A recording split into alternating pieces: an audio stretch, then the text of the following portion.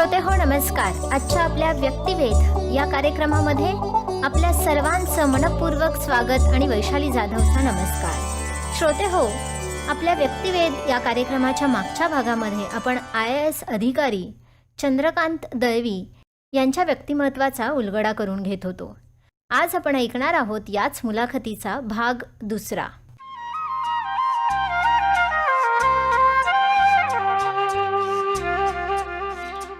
Sir नमस्कार. Sir, Akashvani Pune केंद्राच्या स्टुडिओमध्ये पुन्हा एकदा तुमचं स्वागत.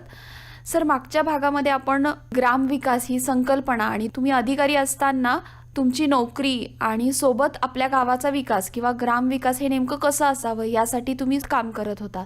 तर मला यालाच जोडून तुम्हाला पुढचा प्रश्न असा विचारायचा आहे. तुमचं व्यक्तिमत्व एक खास गोष्टीसाठी पूर्ण महाराष्ट्राला परिचित आहे, ते म्हणजे zero pendency and daily disposal.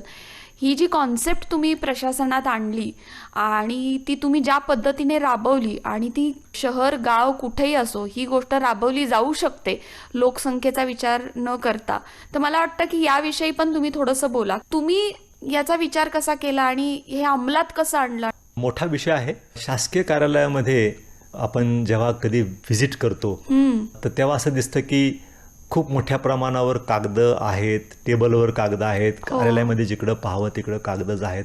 ही झाली दिसणारी बाब. परंतु ज्यांचं काम शासकीय कार्यालयामध्ये असतं त्यानं तिथं अर्ज केल्यानंतर त्याचा कधी शेवट होणार आहे, तो पुढं काय झालं त्या अर्जाचं, याचा कसलाही थांगपत्ता सामान्यपणे लागत नाही. जो पाठपुरावा करतो त्यालाच ते शक्य होतं. जो पाठपुरावा करत नाही त्याचं काय होतं तर ते कोणालाच कधी माहिती होत नाही. तर त्याच्या हा जो काही प्रश्न आहे, तर जिथं जिथं कुठे काम करत आलो त्या प्रत्येक ठिकाणी हे जाणवत होतं की आपल्या कार्यालयाचं कामकाजाची जी काही पद्धत आहे ही पद्धत काय आहे आणि ती कशी असली पाहिजे याच्या बाबतीमध्ये जेव्हा विचार करत गेलो माझ्या प्रोबेशनच्या कालावधीपासूनच. त्याचं थोडं बॅकग्राऊंड आणखी असं आहे की मी लोकसेवा आयोगामार्फत उपजिल्हाधिकारी म्हणून जॉईन होण्यापूर्वी मी 2 बँकामध्ये ऑफिसर म्हणून काम केलेलं होतं. फार थोड्या कालावधीसाठी, साधारण 1-2 वर्ष दोन्ही मिळून. मी बँक ऑफ बरोडामध्ये आणि बँक ऑफ इंडियामध्ये मी ॲग्रिकल्चर फायनान्स ऑफिसर म्हणून काम केलं होतं. त्यामुळं बँकिंग जो बिझनेस आहे किंवा बँकिंगची जी कामकाजाची सिस्टीम आहे त्या कालावधीमध्ये कॉर्पोरेट ऑफिसेस वगैरे अशी काही कल्पनाच नव्हती. त्या कालावधी फक्त LIC आणि बँक हे 2च गोष्टी एक कॉर्पोरेट म्हणून त्याच्याकडे पाहिलं जायचं. तिथली कामाची पद्धत मी अनुभवली होती आणि त्या बॅकग्राऊंडवरून मी जेव्हा रेव्हेन्यू डिपार्टमेंटमध्ये उपजिल्हाधिकारी म्हणून जॉईन झालो आणि प्रोबेशनच्या कालावधीमध्ये सगळ्या कार्यालयामध्ये भेटी देऊन अभ्यास करण्याची जेव्हा संधी मिळाली तेव्हा दोन्हीमधला विरोधाभास लक्षात आला. आणि मग जे काम बँकामध्ये अक्रॉस द काउंटर होऊ शकतं ते आपल्या शासकीय कार्यालयामध्ये का होत नाही, असं द्वंद्व माझ्या मनामध्ये प्रोबेशनच्या कालावधीपासूनच निर्माण व्हायला लागलं. आणि मग माझ्या पहिल्या पोस्टिंगमध्ये सांगली जिल्ह्यामध्ये मी प्रांताधिकारी होतो. त्या कालावधीमध्ये मी त्याचा एक्सपेरिमेंट करायचा प्रयत्न केला की हे कसं आपल्याला सुधारता करता येईल. आणि त्याच्यामधून असं लक्षात आलं की कार्यालयाच्या कामकाजाच्या संदर्भामध्ये ब्रिटिश कालापासून एक सिस्टीम आलेली होती आणि त्या सिस्टीमप्रमाणे कामकाज जर का केलं तर खरोखरच जनतेला न्याय मिळू शकतो हे जाणवत होतं.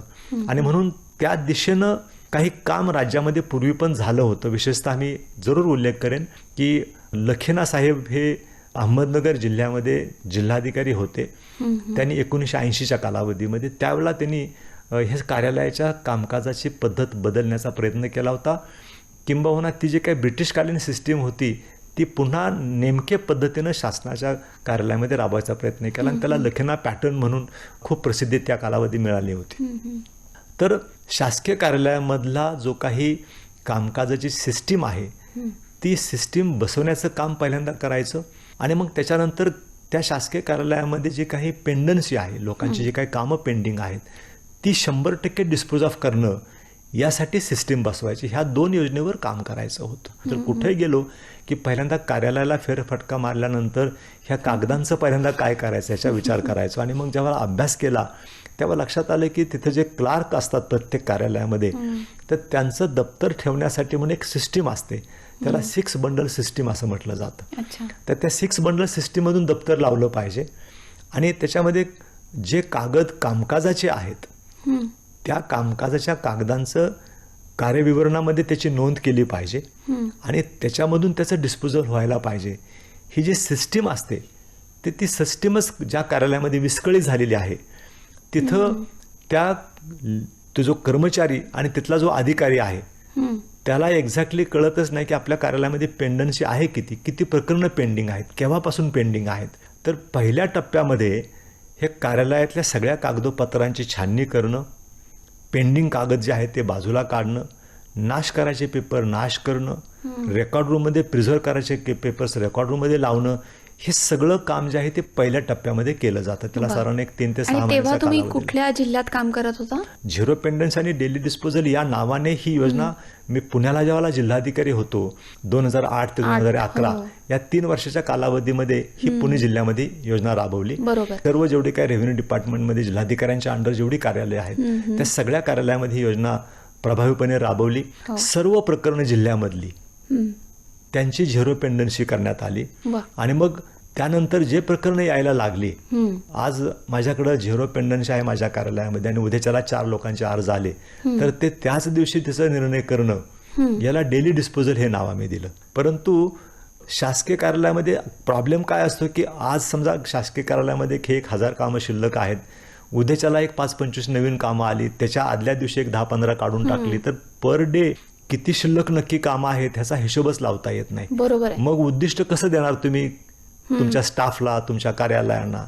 तर त्यांना असं उद्दिष्ट दिलं होतं की 100% डिस्पोजल झालं पाहिजे, म्हणजे बॅलन्स तुमच्याकडे काय असता कामा नाही आणि त्याच्यानंतर तुमच्याकडे जे जे काम येतं ते तुम्ही त्याच दिवशी डिस्पोज ऑफ केलं पाहिजे. शासकीय कार्यालयामध्ये अनेक टेबलावरून फाईल जाते, त्यामुळे अनेक टेबल आणि अनेक कार्यालयामधून तिचा प्रवास होत असतो. त्यामुळे प्रत्येक ठिकाणी जर का ती समजा एक 15 दिवस महिनाभर 15 दिवस महिनाभर थांबली तर तिला 3 वर्ष लागतात निर्णय होण्यासाठी. आणि म्हणून डेली डिस्पोजल हे महत्वाचं एवढ्यासाठी की जिल्हाधिकारी कार्यालय, प्रांत कार्यालय, आमदार कार्यालयामधून जाऊपर्यंत त्याला 16 टेबलावरून त्याचा प्रवास होतो आणि त्या 16 टेबलावरून तो पुन्हा माघारी येतो. अशा 32 टेबलवरून त्याचा प्रवास होत असतो. म्हणजे 32 टेबलवर जर का एक महिना प्रत्येकाने घेतला तर 32 महिने, म्हणजे ते 3 वर्षानंतरच ते प्रकरण वर येऊ शकतं जर का कोणी पाठपुरावा केला नाही तर. तोपर्यंत त्या प्रकरणाचं काय झालं. म्हणून पाठपुरावा न करता सुद्धा जर का हे प्रकरण वर यायचं असेल तर प्रत्येक टेबलवरनं ते डेली डिस्पोजल व्हायला पाहिजे आणि डेली झिरो पेंडन्सी प्रत्येक कर्मचाऱ्यांनी अधिकाऱ्यांनी केली पाहिजे, ही ती संकल्पना आहे. मी राज्याचा जमाबंदी आयुक्त आणि महाराष्ट्राचा डायरेक्टर ऑफ लँड रेकॉर्ड्स होतो, त्याच्यानंतर मी राज्याचा सहकार आयुक्त होतो, त्याच्यानंतर मी पुणे विभागीय आयुक्त. त्या सगळ्याच कार्यालयामध्ये ही योजना मी 10 वर्ष राबवली सर्व स्तरावर आणि त्याच्यानंतर महाराष्ट्र शासनाने 2018 मध्ये झिरो पेंडन्सी आणि डेली डिस्पोजल शासकीय कामकाजाची सुधारित कार्यपद्धती या नावाने शासन निर्णय लागू केला आणि तो आता महाराष्ट्राच्या सर्व शासकीय आणि निमशासकीय कार्यालयांसाठी ते लागू आहे आणि त्याच्या अंमलबजावणी जे अधिकारी पुढाकार घेत आहेत त्या कार्यालयामध्ये त्याची खूप चांगली अंमलबजावणी होते. खूप छान. आणि 2018लाच मला वाटतं तुम्ही निवृत्त सुद्धा झालात आणि तेव्हाच या विचाराचं एक पुस्तकात रूपांतर सुद्धा झालं. खूप छान. म्हणजे तुम्ही ज्या जिद्दीने आणि ज्या तळमळीने काम करण्याचा जो तुमचा ध्यास होता, ग्रामविकास म्हणा किंवा जाल त्या विभागात तुम्ही काम केलं आणि त्याची जी विचार प्रक्रिया मांडली, त्या सगळ्याचंच कुठंतरी असं म्हणूयात एक कोशवारा या पुस्तकात तयार आहे. खरं तर कुठल्याही विभागासाठी हे लागू होणारच आहे किंवा कुठल्याही क्षेत्रात प्रशासकीय अधिकाऱ्याने जर त्याचा वापर केला तर कदाचित एक 10 वर्षात सुद्धा चित्र खूप बदलू शकतं आपल्या एकूणच राज्याचं किंवा आपल्या पूर्णच देशाचं.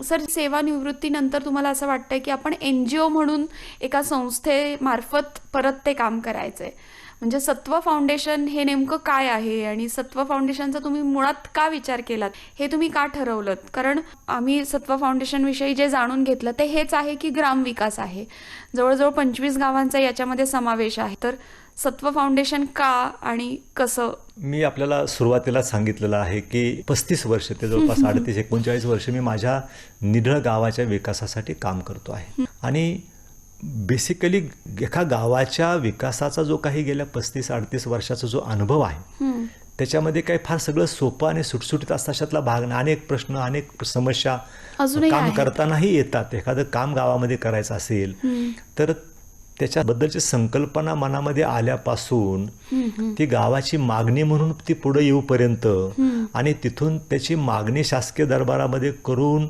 तिथून ते मंजूर करून घेणं, त्याच्यानंतर त्याचं राबवणं, त्याची गुणवत्ता पुन्हा अंमलबजावणी करणं आणि त्याच्यानंतर पुन्हा ती लोकसेवेमध्ये मेंटेनन्स तिचा करणं, इतक्या गोष्टी एका कामासाठी कराव्या लागतात. बरोबर आहे. तर हा सगळा अनुभव एका बाजूला गावाच्या विकासाचा मधला, प्रशासनामध्ये काम करत असताना त्याची दुसरी बाजू की सरकारी कार्यालयामध्ये आम्ही एखाद्या गावाच्या कामासाठी, समजा एक गावाला रस्ता पाहिजे आहे, त्या रस्त्यासाठी जेव्हा आम्ही प्रशासनाकडे अर्ज करतो तेव्हा तिकडची मानसिकता, त्यांच्या गरजा, याचा पण माझा अभ्यास आहे. आणि शासन म्हणून जेव्हा एखादं धोरण घेतो तेव्हा धोरण कसं आखलं जातं, त्याची अंमलबजावणी कशी केली जाते आणि ती चांगली अंमलबजावणी होण्यासाठी काय काय करावं लागतं, हा सगळा आता गेल्या 35 वर्षामध्ये अनुभव असल्यामुळे या अनुभवाचा सेवानिवृत्तीनंतर पुन्हा समाजासाठी आणि खास करून माझ्या फार जवळच असलेला जो ग्रामीण भाग आहे त्या भागासाठी उपयोगाला यावं म्हणून पुन्हा लाईक माइंडेड लोक आम्ही 15-20 जण एकत्र आलो आणि या सगळ्यांनी म्हणून आम्ही सत्व फाउंडेशन ह्या नावाची संस्था सुरू केलेली आहे. सत्व म्हणजे strategic alliance for transforming villages, SATV हा तिचा शॉर्ट फॉर्म आहे आणि आम्ही प्रोनाऊन्स करताना तिला सत्व फाउंडेशन असं प्रोनाऊन्स करतो. आम्ही आता या सत्व फाउंडेशनच्या अंतर्गत नाशिक जिल्हा, सोलापूर जिल्हा, सातारा आणि सांगली जिल्ह्यामधल्या एकूण 25 गावामध्ये सध्या आम्ही काम करतो आहोत. आणि या सगळ्याच गावामध्ये एक सिस्टमॅटिक अप्रोच ठेवून आम्ही त्याचं नियोजन केलेलं आहे. याला जोडून थोडासा तिरकस प्रश्न विचारतीये, कारण तुम्ही आधी गव्हर्नमेंटचा एक भाग म्हणून तुम्ही काम करत होता आणि आता तसं बघायला गेलं तर अपोजिशनमध्ये बसून काम करताय. म्हणजे NGO म्हटल्यानंतर NGOचा जो एक सूर असतो की शासनाकडनं राहिलेल्या गोष्टी किंवा अपुऱ्या असलेल्या किंवा त्रुटी असलेल्या विषयांवरती काम करणं, त्याच पद्धतीचं हे सुद्धा काम आहे. तर तुम्ही सेवेत असताना आणि आता सेवानिवृत्त होऊन, तर ह्या दोन गोष्टीचं तुम्हाला म्हणजे काम करत असताना मानसिकता तुमची कशी आहे आणि तुम्ही कशा पद्धतीने काम करता? दोन्ही बाजूचा माझा अनुभव पॉझिटिव्ह आहे. म्हणजे मी गावामध्ये जेव्हा गेले 38 वर्ष काम करतो आहे तिथं अडथळे खूप येतात, अनंत अडचणींना सामोरं जावं लागतं. पण जर का सातत्यानं विकासाच्या दिशेनं काम केलं तर तिथले बदल होऊ शकतो, हे पण मी अनुभवलेलं आहे. आणि प्रशासनामध्ये तर अनंत अडचणी प्रशासकीय अधिकाऱ्यांना आहेतच. असं असलं तरी तिथे झिरो पेंडन्सी राबवता येतं, हेही आपण अनुभवलेलं आहे. त्यामुळे दोन्हीकडची बाजूला माझी नकारात्मक अजिबात नाही आहे, मी पॉझिटिव्हच आहे दोन्ही बाजूला. आणि ती पॉझिटिव्हिटी घेऊनच मी ही संकल्पना मांडली आहे की सत्व फाउंडेशनच्या वतीनं गावांचा सर्वांगीण विकास, म्हणजे गावामध्ये एखादं दुसरं काम केलं म्हणजे काम झालं असं न करता गावाच्या सगळ्या गरजा भागल्या पाहिजेत आणि त्या सगळ्या गरजा भागवता येऊ शकतात. आता मी मगाशी आपल्याला सांगितलं की स्वातंत्र्याच्या नंतर 25-30 वर्षानंतर मी निर्हळमध्ये कामाला सुरुवात केली. आज आम्ही स्वातंत्र्योत्तर 70 वर्ष होऊन गेलेली आहेत आणि आज बघता बघता आज आम्ही जगामध्ये भारताचं नाव आहे आणि महासत्तेकडे आमची वाटचाल 100% चालू आहे. त्यामुळं ह्याची जी काही देशाची जी काही प्रगती झाली, आमचा GDP जसा जसा वाढत गेला, ग्रोथ स्टोरी जी आमची आहे, ह्या ग्रोथ स्टोरीमधून आता ग्रामीण भागाच्या विकासासाठी सुद्धा केंद्र सरकार, राज्य सरकार मोठ्या प्रमाणावर फंड्स देत आहे. म्हणजे माझा स्वतःचा अनुभव असा आहे की गावामध्ये तुम्ही कुठलंही काम करायचा विषय डोक्यात आणा, त्या प्रत्येक कामासाठी योजना आहे, केंद्राची असेल किंवा राज्याची असेल. एवढंच नव्हे तर एका कामासाठी 2-2, 3-3 योजना आहेत. त्याच्यानंतर तुम्हाला चॉईस आहे की शाळा बांधायची असेल तर कुठल्या योजनेमधून द्यायची ही पण चॉईस आहे, रस्ता करायचा असेल तर कुठल्या योजनेमधून करायचा ही पण चॉईस आहे तुम्हाला. तर ही सगळी माहिती मात्र आमच्या सगळ्या गावातल्या कार्यकर्त्यांना, गावातल्या लोकांना माहिती नाही आहे आणि त्याच्यामुळं मग ते चाचपडत आहेत. आमची जी टीम आहे आमच्याकडे सगळा अनुभव. एका गावामध्ये आम्ही गेलो आणि गावाची पाहणी केली, गावातल्या लोकांशी चर्चा केली, ग्रामसभा घेतली, तर त्या गावाच्या सगळ्या गरजा आम्ही लिहून काढतो आणि त्या प्रत्येक गरजेला सरकारची कुठली योजना औषध म्हणून द्यायचं त्याचा आम्ही व्हिलेज डेव्हलपमेंट प्लॅन तयार करतो. प्रिस्क्रिप्शन तयार आहे आणि मग त्या प्रिस्क्रिप्शन प्रमाणे आम्ही काम करून घेतो. आणि सत्व फाउंडेशन ज्या गावाबरोबर काम करेल, कुठल्याही गावाची डेव्हलपमेंट आता 10 वर्षामध्ये होऊ शकते, त्याला 3 गोष्टींची गरज आहे. लोकांनी एकत्र येण्याची गरज आहे, लोकसहभाग देण्याची गरज आहे, गावातलं राजकारण गटतट विसरून एकत्र येऊन काम करायला पाहिजे. आणि 10 वर्षासाठी गावाच्या विकासासाठी सगळ्यांनी जर का वाहून घेतलं तर ते गाव चांगल्या पद्धतीने विकसित होऊ शकतं आणि त्यासाठी सगळ्यांनी काम करावं, असा प्रकारचा प्रयत्न आम्ही सत्व फाउंडेशनच्या माध्यमातून करत आहेत. त्याच्यामध्ये एक मेसेज मला याच्यातून द्यायचा आहे. प्रत्येक गावामधूनच नोकरी व्यवसाय करण्यासाठी बाहेर गेलेले लोक आहेत. त्यांच्यामध्ये लिडरशिप क्वालिटीज आहेत, त्यांच्यामध्ये संघटन कौशल्य आहे, त्यांच्यामध्ये अनुभव आहे जगाचा, त्यांची दृष्टी बदललेली आहे आणि त्यांना असं वाटतं की माझ्या गावामध्ये हे सगळं व्हायला पाहिजे. जो म्हणून गावातून बाहेर पडलेला आहे आणि जगामध्ये जिथे कुठं आहे त्याला प्रत्येकाला असं वाटतं की माझं गावसुद्धा विकसित झालं पाहिजे. पण ते कसं करायचं, त्याचं मार्ग नाही सापडत, एकत्र कसं यायचं ते कळत नाही आणि आलं तर त्याला मार्गदर्शन करून करेल. म्हणून शहरातल्या लोकांनी व्हर्च्युअली गावनिहाय एकत्र यायचं आणि आपल्या गावाच्या विकासाचं नेतृत्व करायचं. या संकल्पनेतून महात्मा गांधीजींनी सांगितलं होतं 1936 ग्रामस्वराज्य नावाची संकल्पना मांडली होती की चला खेड्याकडे. त्या चला खेड्याकडे हे कोणासाठी शब्द होता? शहरातल्या लोकांच्यासाठी, की शहरातल्या लोकांनी खेड्यामध्ये जाऊन काम करावं. प्रॅक्टिकली दुसऱ्याच्या गावामध्ये गेलो तर आम्हाला कोणी उभं पण करत नाही. मग निढळमधलं मॉडेल काय सांगतं की शहरातल्या लोकांनी आपापल्या गावामध्ये एकत्रपणे जाऊन काम करा आणि तुमच्या गावाचा विकास करा. सो शहरातल्या प्रत्येक माणसाने जर का आपल्या गावाच्या विकासासाठी शहरामध्ये एकत्र येऊन आपल्या गावाच्या विकासाचं जर का काम करायला सुरुवात केली तर प्रचंड शक्ती गावातल्या लोकांना मिळते. सर्व प्रकारचा अनुभव त्या लोकांचा, काही उद्योगपती आहेत, काही व्यावसायिक आहेत, अनेक प्रकारचे सायंटिस्ट आहेत. आपल्याला उदाहरण या ठिकाणी सांगू इच्छितो उदाहरण म्हणून की डॉक्टर विजय भटकर साहेब आहेत, ज्यांनी परमसंगणक निर्माण केला. तर त्यांचं सुद्धा मूर्तिजापूर तालुक्यामध्ये अकोला जिल्ह्यामध्ये गाव आहे. जेव्हा संत गाडगेबाबा अभियानामध्ये राज्यामध्ये निढळ गावाचा पहिला क्रमांक आला आणि त्यावेळेला निढळ गावाची माहिती घेता घेता माझा त्यांचा संपर्क आला, तर त्यांनी मला प्रश्न विचारला होता की माझ्या मूर्तिजापूरमधल्या माझ्या तालुक्यातल्या गावामध्ये हे काम करता येईल का. तर आम्ही दोघांनी एकत्र बसून त्यांच्या गावाचा पण व्हिलेज डेव्हलपमेंट प्लॅन आम्ही 2004-05 केला होता. सो त्यांनी सुद्धा डॉक्टर विजय भटकरांनी सुद्धा त्यांच्या गावामध्ये जाऊन इतक्या त्यांच्या व्यापामधून जर का त्यांच्या गावाला विकासाचं नेतृत्व देऊ शकतात तर मग प्रत्येक माणूस देऊ शकतो. आणि म्हणून शहरातल्या लोकांनी आपापल्या गावामध्ये जर का लक्ष घातलं आणि गावाच्या विकासाचं काम घेतलं तर ग्रामीण भागाची विकास व्हायला वेळ लागणार नाही. इतर गरज आहे लोकांनी एकत्र येण्याची आणि लोकसहभाग देण्याची. बरोबर आहे. तन मन धन देऊन गावाच्या विकासामध्ये जर का लोकांनी काम करायचं ठरवलं तर या देशाच्या ग्रामीण भागाचा चेहरा मोहरा बदलायला वेळ लागणार नाही, असा दृढ विश्वास माझ्या मनात. कदाचित 10 वर्षापेक्षा कमी काल लागू शकतो जर या जिद्दीने आणि या विचाराने लोकांनी काम करायला सुरुवात केली तर.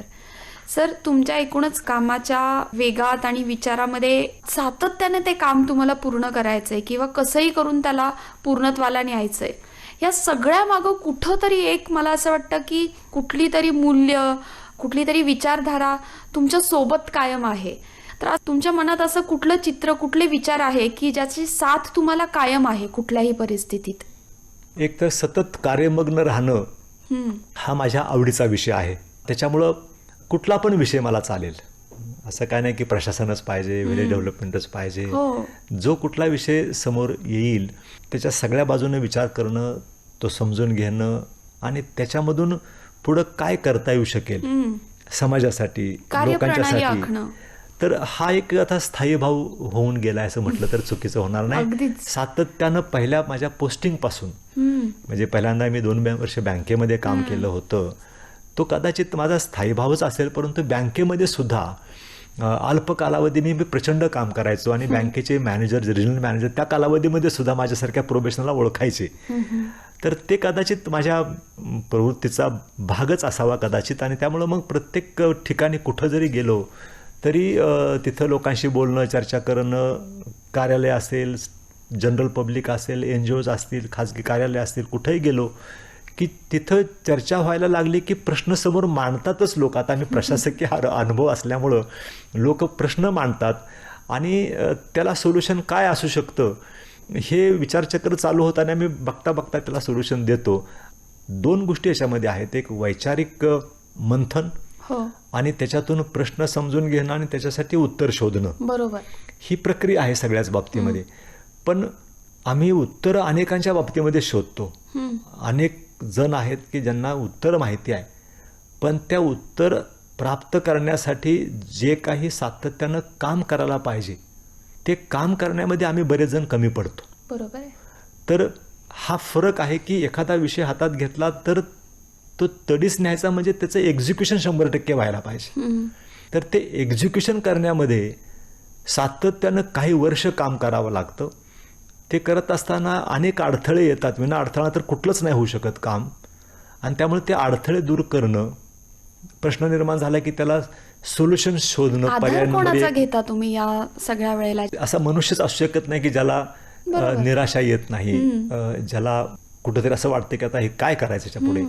तर हे सगळ्याच्याच बाबतीमध्ये घडत असतं. त्यामुळे ते मी त्याच्यापासून परावृत्त आहे अशातला भाग नाही आहे. मला याला सामोरं जावं लागतंच. परंतु काही गोष्टी अशा असतात की ज्याच्यामधून तुम्हाला रिलीफ घेता येतो आणि त्या रिलीफमधून तुम्ही थोडं कट ऑफ झाला की मग शांत चित्तानं पुन्हा तुम्हाला विचार करता येतो आणि पुन्हा उत्साहानं कामाला लागता येतं. त्याच्यातल्या 2-3 गोष्टी मी सांगू इच्छितो की एकतर तुम्ही कुठल्या ना कुठल्या विषयामध्ये अदर दॅन युअर सर्व्हिस असेल किंवा तुम्ही समजा ग्रामविकासाचं काम करत असेल तर स्वतःसाठी काही तुम्ही स्वतःसाठी वेळ काढला पाहिजे. आणि त्याच्यामध्ये तुम्ही ज्या क्षेत्रामध्ये काम करतात त्याच्याशिवाय वेगळ्या क्षेत्रातल्या लोकांच्याशी संपर्कात तुम्ही असायला पाहिजे. नाहीतर शासकीय नोकरीमधला मनुष्य जर का एकत्र 4 लोक भेटले तर ते कार्यालयामध्ये पण त्याची चर्चा करतील आणि बाहेर पण त्याची चर्चा करतील. त्यामुळे मग तो जो काही विषय आहे तो आणि सगळेजण फक्त आपापले प्रश्नच मांडत राहतात की आज काय दिवसभरामध्ये घडलं. तर माझं एक फॉर्च्युनेटली मी जिथं कुठं जातो तर तिथं मी बऱ्याच सोशल ॲक्टिव्हिटीजमध्ये इन्व्हॉल्व्ह होतो. आणि मग मी लोकांच्याकडे जातो, लोकांना भेटतो, माझं बरंचसं फ्रेंड सर्कल तयार होतं. त्यामुळे शासकीय सेवेचा कालावधी, कार्यालयाचा कालावधी संपला की मग मी त्याच्यातून पूर्णपणे बाहेर असतो. आणि मग तुमची खरी ऊर्जा ही लोकांच्या संपर्कातनं, लोकांचा संपर्क, लोकांचे मित्र त्याच्यामधून होतो. आणि म्हणून वेगवेगळ्या क्षेत्रातल्या लोकांच्याशी सतत संपर्कात राहणं, विचार विनिमय करणं, त्याच्यामधून हे होतं. आणि बेसिकली काय होतं की समस्या सगळ्यांच्याकडेच असतात. बरोबर. पण आपली समस्या आपल्याला खूप मोठी वाटते जोपर्यंत आपण दुसऱ्याची समस्या पाहत नाही तोपर्यंत. आणि ज्याला आपण बाहेर समाजामध्ये ज्याला वावरतो, गावाकडे जातो, अनेक ठिकाणी जातो, तेव्हा लक्षात येते की अरे आपल्या समस्येपेक्षा याच्यापेक्षा कितीतरी मोठ्या समस्या लोकांच्याकडे असताना सुद्धा लोक आनंदानं राहतायत, काम करतायत. मग त्यांच्याकडून बघून आपल्याला प्रेरणा मिळते. सामान्य माणूसच खरं तर प्रेरणादायी आहे असं म्हटलं तर चुकीचं होणार नाही. अनेक समस्यांना सामोरं जाऊन तो उभा राहतो आणि त्याच्यातून तो प्रगती करतो. बरोबर आहे. तोच खऱ्यांचा. त्यामुळे तुम्ही थकणार नाही मला वाटतं कधी. म्हणजे आता तुमचं रिटायरमेंट वगैरे, निवृत्त हा शब्द, सेवानिवृत्त वगैरे हा शब्द तुमच्यासाठी वापरूच नाही असं आहे ते. खरं तर खूप छान वाटतंय तुमच्याशी बोलत असताना. पण आता तुम्ही इतकं सतत काम करत राहता, म्हणजे आत्ताही तुम्ही बोलत असताना असं लक्षात येतंय की तुमचे जोडून काहीतरी कामं डोक्यात सुरूच आहे आणि त्याच विचाराने तुम्ही आत्ता माझ्याशी सुद्धा गप्पा मारताय. पण या सगळ्यातनं तुम्ही तुमच्या कुटुंबाला आणि आपल्या मुलाबाळांना आणि या सगळ्यांबरोबरचं पण कसं वेळेचं जुळवून आणता? कारण बऱ्याचदा काय होतं की वर्कहोलिक जो माणूस असतो किंवा सतत काम करणार, आणि तुम्ही वापरलायच शब्द स्वतःसाठी की कार्यमग्न, म्हणजे कार्यमग्न हा माणूस कार्यालयातनं बाहेर असल्यानंतरही त्याला त्याच्या कामातच असणार आहे तो. तर तुम्ही ही गोष्ट कशी मॅनेज केली किंवा तुमच्या कुटुंबाच्या तुमच्याकडनं या बाबतीच्या अपेक्षा तुम्ही निभावू शकलात? काय होता अनुभव? खरं तर जेव्हा तुम्ही खूप कामासाठी वेळ देता तेव्हा कुणाच्या तरी वेळेचं तुम्ही कॉम्प्रोमाइज करतच असता. आणि डेफिनेटली हा वेळ कुणाचा असू शकेल तर तो कुटुंबाचाच असतो. त्यामुळे कुटुंबाचा वेळ मी बऱ्यापैकी ह्या कामासाठी वापरत असतो. आणि त्यामुळे कुटुंबाला मी जेवढा वेळ दिला पाहिजे तेवढा नक्कीच देतो असं मी मानणार नाही आहे. परंतु तरी देखील माझं कुटुंब जे आहे ते माझ्याच विचाराचं असल्यामुळं, तेही सतत कार्यमग्न आपापल्या क्षेत्रामध्ये राहत असल्यामुळं दे आर ऑल्सो हॅपी. त्यांनी सुद्धा झोकून दिलंय तुमच्यासारखंच. त्यांनी सुद्धा झोकून दिलं. आणि बेसिकली कुटुंबाची जोपर्यंत साथ नाही, तुमच्या जोडीदाराची जोपर्यंत तुम्हाला साथ नाही, तोपर्यंत तुम्ही कुणीच कुठल्या क्षेत्रामध्ये नाही कार्यमग्न राहू शकत. आणि त्यामुळे याच्यामध्ये मी कुटुंबाला वेळ किती दिला त्याच्यापेक्षा मी व्यस्त असताना सुद्धा कुटुंबानं मला वेळ दिला, कुटुंबानं मला सांभाळून घेतलं आणि त्याच्यामुळे पुढे आम्ही काम करू शकलो. तर हे सगळं जे काही करू शकलो त्याच्यामध्ये त्यांचा पण सिंहाचा वाटा आहेच. आणि त्याच्यामुळं हे जे काही घडतं, जे काही बदल होतात त्याच्यामुळे त्यांनाही समाधान आहे. आणि त्यामुळे जे काही त्यांचा वेळावर जे काही अतिक्रमण केलं तो सार्थकी लागला आहे एवढं नक्की त्यांना दिसतं. त्यामुळे ते पण समाधानी असतात. पण तरीही म्हणजे कुटुंबाकडं दुर्लक्ष होतं ह्या सगळ्या प्रक्रियेमध्ये. आणि त्यांनी पण समजून घेतलेलं आहे की चला काही ना काही ते चांगलंच काम करतायत, त्याच्यामुळे सपोर्ट करायला हरकत नाही. ते सपोर्ट करतात आणि म्हणून काम करू शकतो. तुम्ही हे सांगत असताना माझ्या मनात विचार आला, खरं तर तुमची कुटुंबाची व्याख्या ही तुमचे ज्यांच्याशी नातेसंबंध आहेत त्याच्या पलीकडे आता कुठेतरी गाव आणि मला जे काम करायचे तेच माझं कुटुंब आहे असं तुमच्या कुटुंबाने समजून घेतलेलं आहे. म्हणून तुम्ही हे सगळं इतकं छान करत आलेला आहात. मला खूप छान वाटलं की ज्या ध्यासाने तुम्ही या सेवेत आलात आणि ज्या पद्धतीने तुम्ही काम करू लागलात आणि तुम्ही खूप बदल पाहिले, तुमच्या सगळ्याच सेवेत तुम्ही बदल पाहिले, तुमच्या शिक्षणामध्ये पण खूप बदल होते. तो काळ खूप वेगळा होता, तुम्ही काळ खूप वेगळा अनुभवला. आजचा काळ ह्याला तुम्ही टेक्नॉलॉजीशी सुसंगत राहून आत्ता तुम्ही विकासाची व्याख्या कुठेतरी आखलेली आहे. त्यामुळे खरं तर तुमच्याकडे बघत असताना असं लक्षात येतं आहे की आपण कुठेतरी ग्राम विकास संकल्पनेचंच कुठेतरी नीट सुरुवात कशी झाली आणि आता ते असावं कसं, या सगळ्याचा तो प्रवास आहे. मला खूप छान वाटलं तुमच्याशी बोलत असताना की एक छोट्याशा गावातनं छोटंसं स्वप्न घेतलेला मुलगा तो आज इतकं मोठं काहीतरी आपल्या देशासाठी करायचं आहे. निवृत्त झाल्यानंतर सुद्धा तितक्याच ताकदीने आणि त्याच जोमाने तुम्हाला पुढे काम करायचं आहे. आणि सत्व फाउंडेशनच्या माध्यमातून आज तुम्ही 25 गावं हातात घेतलीत, त्यांची प्रगती करणार आणि निश्चित हे थांबणार नाही आहे जोपर्यंत मगाशी तुम्ही आकडा सांगितलेला महाराष्ट्राच्या सगळ्याच गावांचं रूप हे एकूण विकसित गाव म्हणून जोपर्यंत जाहीर होत नाही तोपर्यंत हे काम थांबणार नाही असं मला वाटतंय. तुमच्या कामाला, सत्व फाउंडेशनला आणि एकूणच सगळ्या तुमच्या कार्याला खूप खूप शुभेच्छा. तुम्ही आज आकाशवाणीत आलात आणि आमच्याशी बातचीत केली यासाठी खूप खूप धन्यवाद. धन्यवाद. Thank you very much.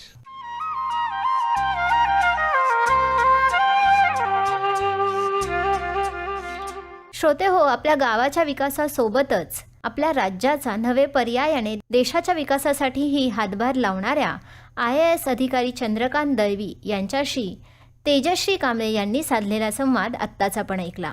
श्रोते हो, आजच्या व्यक्तिवेद या कार्यक्रमामध्ये इतकंच. कार्यक्रमातून मी वैशाली जाधव आपल्या सर्वांचा निरोप घेतेय. पुन्हा भेटूयाच पुढच्या कार्यक्रमात. आजच्या कार्यक्रमासाठी निर्मिती सहाय्य दिलं होतं प्राजक्ता कुलकर्णी यांनी आणि सादरकर्त्या तेजश्री कांबळे. धन्यवाद.